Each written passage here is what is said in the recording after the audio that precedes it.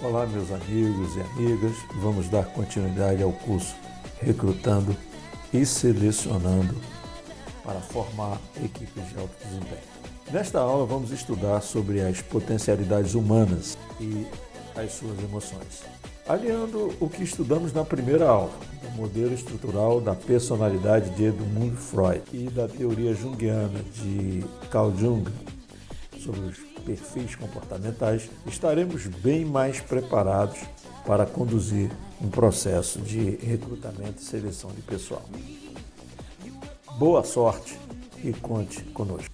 Vamos relembrar o que aprendemos na aula 1, respondendo essas 14 perguntas posicionadas. Então, dê uma paradinha no nosso vídeo, responda as perguntas. Lembrando que o cérebro é um músculo que pode ser desenvolvido através dos estudos, através da persistência, através da repetição. E atenção, se você conseguir responder 70% desse teste e acertar 70% das questões sem consulta, é porque você teve um bom nível de aprendizado da aula 1. Parabéns! Se não, retorne e faça a aula 1. Tenha humildade.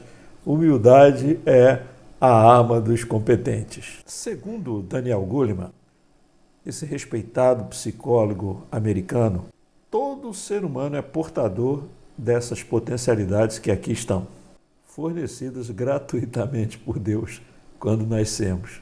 Ou seja, já nascemos com tudo isso no cérebro, software gratuito.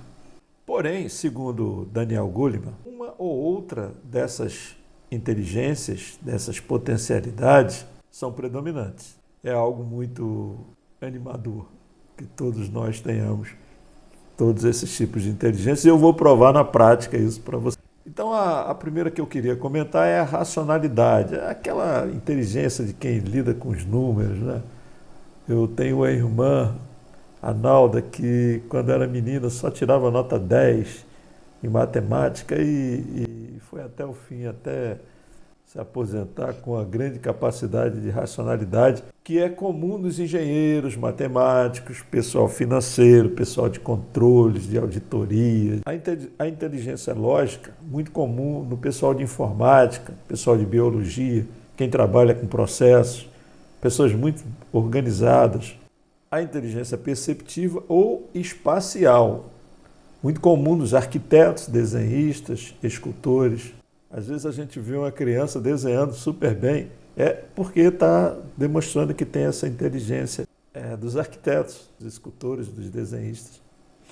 A comunicativa, muito comum dos vendedores, publicitários, professores, líderes, políticos. O político tem uma boa comunicação. A musical, cantores, maestros, marabalistas. Eu tenho um primo que ele é tão inteligente musical que ele toca qualquer tipo de instrumento e nunca foi numa escola, nunca estudou. Violão, piano, tudo que você imaginar ele toca. A inteligência sinestésica, muito comum nos atletas, nos dançarinos, nos marabalistas. Aí eu tenho uma amiga que diz, eu nunca vou aprender a dançar. Não, só é treinar, que todos nós temos a sinestésica também. É claro que tem gente que tem a predominância, né? Eu, por exemplo, eu tinha muita dificuldade com bola. E aí, com o treino, a gente até que melhorou um pouco. E, finalmente, a inteligência emocional. Muito comum nos líderes, nos vendedores, nos educadores, nas pessoas que têm uma grande facilidade de relacionamento. A inteligência emocional, ela se divide em intrapessoal, que é a capacidade de se autoanalisar, a capacidade do indivíduo olhar que ele está errando no que ele está fazendo, no que ele está apresentando, no que ele está argumentando. E a interpessoal, que é a capacidade de se colocar no lugar do outro, que é a famosa empatia. Então, meus amigos e amigas, todos nós temos essas potencialidades. Vamos utilizar porque é tudo gratuito, mas nós temos que nos esforçar para que isso aconteça. As inteligências podem indicar as vocações de uma pessoa, é verdade. E as inteligências e o perfil comportamental indicam ainda mais as vocações de uma pessoa. Se não, vejamos.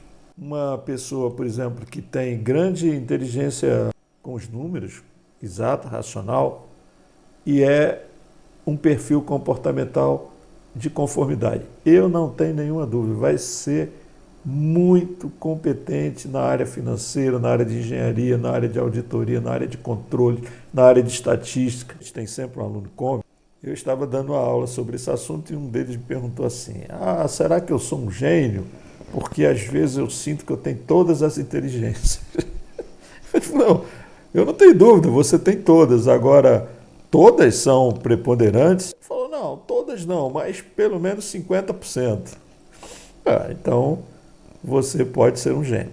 Um gênio é quem possui diversas inteligências desenvolvidas. Portanto, você é portador de várias inteligências e só precisa desenvolvê-las para se tornar um gênio. Nós estamos vendo a figura de Beethoven. Nós pensamos, Beethoven era um gênio. Não, o Beethoven realmente era uma pessoa muito inteligente musicalmente, mas ele tinha muitas deficiências na inteligência emocional. Então, o que devo fazer para desenvolver as minhas inteligências? Evidentemente que aqui é muito mais uma contribuição nossa, né, a quem está fazendo esse curso, mas como elas estão armazenadas no cérebro, e é um músculo, o cérebro é um músculo, basta exercitá-lo com atividades diversas, como estudos, a cultura, a prática do bem, exercício de atividades físicas, uma boa alimentação, cuidados com o corpo e com a alma, bem como com a arte de pensar e muitas outras coisas boas. Então, quanto mais você utiliza o cérebro, mais você vai desenvolvendo as inteligências. E a questão, por exemplo, da escola, né? Para que a gente vai para a escola? Muita gente nem fala sobre isso.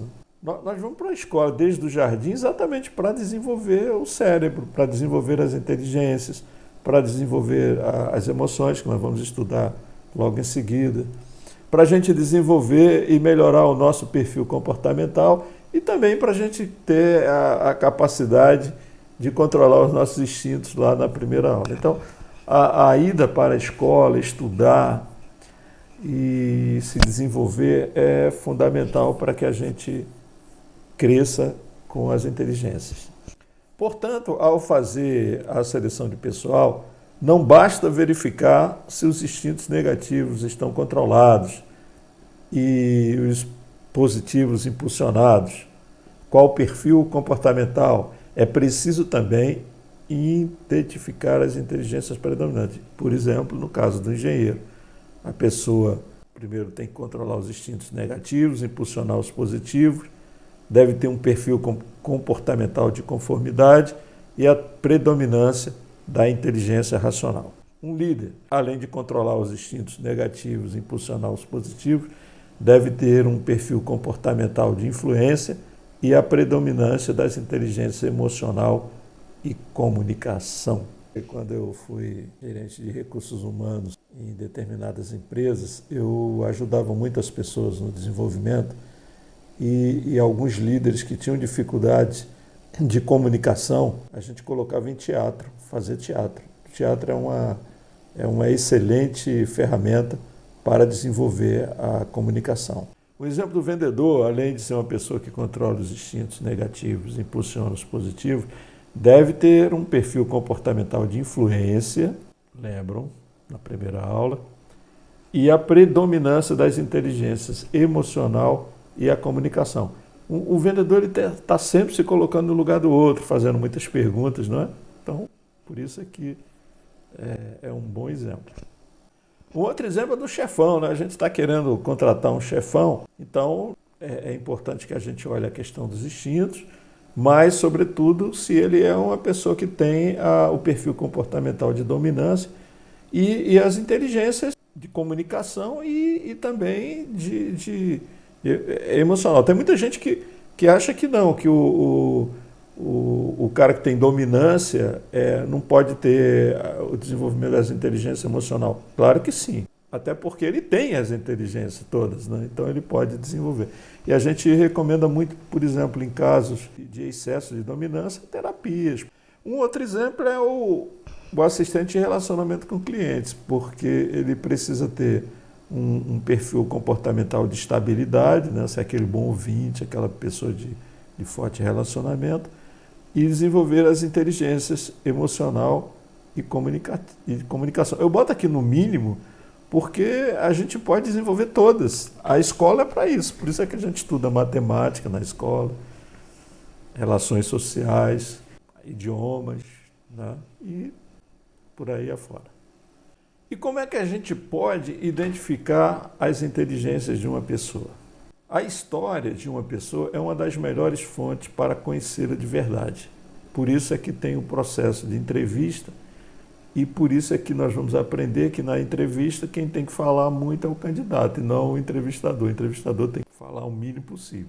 Por exemplo, aquela perguntinha: quais as matérias que você mais gostava no primeiro e segundo grau? Pode nos levar a identificar que o cara gostava de matemática, física, química. O olho dele brilha quando ele fala disso. Então, provavelmente, esse candidato tem uma tendência a ter a inteligência racional como preponderante. Mas, às vezes, precisamos aplicar testes práticos. Um teste, por exemplo, de redação pode identificar se o candidato tem a sua inteligência de comunicação preponderante. Ou um teste de exatas, ou mesmo até uma apresentação de dança, né? Por exemplo, pode demonstrar se a inteligência predominante é a sinestésica. E assim por diante, meus amigos. Então, aqui alguns exemplos, né? O indivíduo que na escola sempre adorou as matérias de exatas, provavelmente terá a inteligência racional bem desenvolvida, correto? Um outro candidato que na vida sempre gostou de se relacionar com outras pessoas, provavelmente tem a inteligência emocional bem desenvolvida. Um candidato que sempre gostou de desenhar pode ter a inteligência perceptiva muito desenvolvida. E agora eu vou fazer um exercício. Olhando bem para você, quais as suas inteligências mais predominantes? E nos fale se você trabalha com essas vocações. E como é que é você, se é feliz ou não. Tudo bem? Por que eu faço essa pergunta? Porque, gente, eu acho que a gente veio ao mundo para ser feliz. E a gente tem que ser feliz também no nosso trabalho. E está provado que quando a gente faz aquilo que a gente gosta, mesmo que a gente não ganhe muito, mas a gente é feliz com o que a gente faz, tá? Agora vamos falar então das emoções. As emoções são muito ligadas aos instintos primitivos e pode ser fonte de muito insucesso ou de sucesso nas organizações. Antes, porém, é importante que a gente entenda que as emoções elas parecem muito com a energia senoidal, ou seja, ela tem os picos de positividade e os picos de negatividade. Portanto, todos nós nunca estamos totalmente numa estação, né? De FM, positivo ou negativo, AM, vamos dizer assim. É muito importante que a gente compreenda isso. Essa energia que a maioria das religiões pregam como alma. É a alma da pessoa. As principais emoções são essas que nós estamos vendo aqui, né? Primeiro, as positivas, né? O amor. O amor se divide em três, né? Que é o amor ágape, que é esse amor da caridade, né? Que nos interliga a um ser supremo. A emoção family, que é aquela emoção que a gente tem pelos nossos parentes, pai, irmãos, avós. E a eros, né? Que é a do sexo. O prazer, a paixão. O prazer é outra emoção bastante positiva. A alegria, né? Tá sempre feliz, sempre. O semblante, né? O corpo fala. Tem até um livro que fala sobre isso. E eu não tenho dúvida, tem pessoas que você olha e já vê a pessoa sorrindo. Então, uma pessoa que vive sempre antenada na estação positiva das emoções. Basicamente, são essas três as principais. E depois nós temos as emoções que não são muito positivas, são negativas. Algumas com menor impacto, outras com maior, mas, por exemplo, a vergonha, tem pessoas que são muito tímidas, muito envergonhadas de tudo. O medo é uma emoção terrível, principalmente nos ambientes de trabalho, porque o medo faz com que você perca a criatividade. A ira, o ódio é deprimente, né? E a tristeza. Então, todas essas emoções, essas energias, elas estão ligadas aos instintos primitivos, lá do Freud. Os instintos negativos e os instintos positivos. A tristeza, ela tem pessoas que vivem constantemente tristes. Isso pode ser um indicador de doença, de depressão. e aí precisam buscarem profissionais especializados, como psiquiatras, psicólogos, que às vezes até são obrigadas a tomar medicamentos para recompor as conexões neurais. Então, meus amigos e amigas, nós podemos, como somos uma energia senoidal, nós podemos estar lá no pico, super positivo, e de repente dar uma caída e temos que voltar, temos que ter essa capacidade de regeneração. Ao fazermos uma seleção de pessoal, não basta verificar o perfil comportamental e as inteligências, é preciso olhar as emoções mais predominantes. Então, muitas vezes no processo de seleção, a gente tem que fazer perguntas sobre como é que é a vida da pessoa para verificar se ela tem proatividade no que se refere ao controle emocional. Porque essas coisas que estão aqui descritas ajudam muito a gente a ter um bom controle emocional, como, por exemplo, a alimentação, evitar bebidas alcoólicas, drogas e o fumo, criar o hábito de exercitar-se fisicamente, criar o hábito de boas práticas como a leitura, o cinema, teatro, música, curtir a natureza, boas amizades, participar de trabalhos voluntários. Então vamos a mais um exercício, olhando bem para você, como andam as suas emoções. Elas estão ajudando ou atrapalhando? Para mim, as suas respostas eu teria o maior prazer em comentar. E como identificar as emoções de um indivíduo? A melhor solução é a história da pessoa contada de forma verdadeira. Mas há técnicas como dinâmica de grupos, que nós vamos dar uma passada nas próximas aulas.